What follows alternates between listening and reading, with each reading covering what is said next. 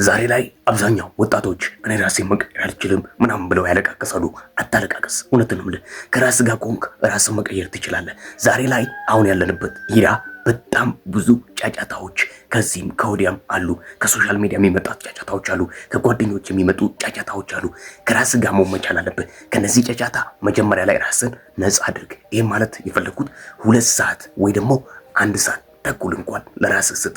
ለማንበብ፣ ራስን ለማዳመጥ፣ የተለያዩ ችሎታዎችን ለመማር እነዚህን ነገሮች የምታደርግ ከሆነ እርግጠኛ ነኝ በቅርብ ጊዜ ብዙ ለውጦችን በራስህ ላይ ማምጣት ትችላለህ።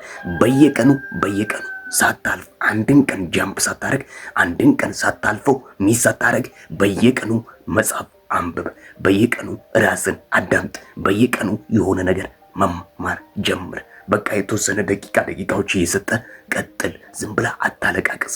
መጀመሪያ ከነዚህ ጫጫታዎች ነፃ ሁን። እነዚህም በራስ ላይ ስራ። ይመች።